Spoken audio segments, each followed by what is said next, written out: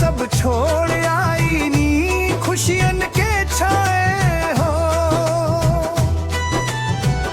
पुराना साल को बाए नया साल को है हो।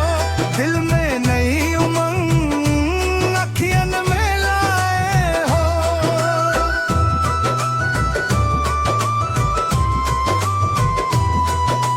टूटल सपना जोड़ के आइल नई कहानी लिखाइल।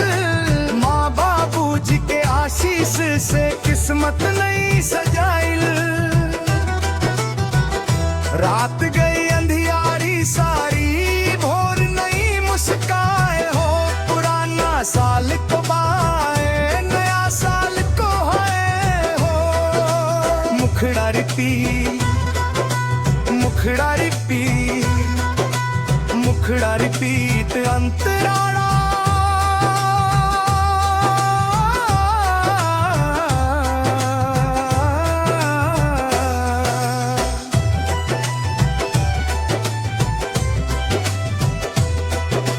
दोस्ती प्यार मेहनत से आगे बढ़े हर साला।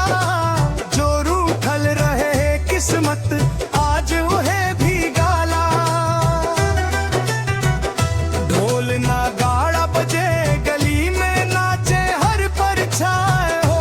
पुराना साल को बाए नया साल को हाय हो।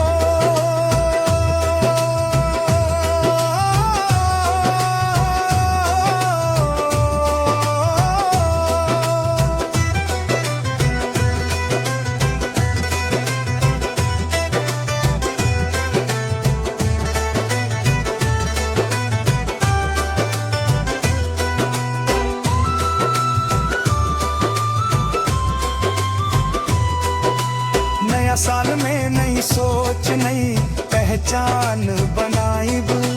जो भी सपना देख ले बानी पूरा सब कराइब। अंतिम मुखड़ा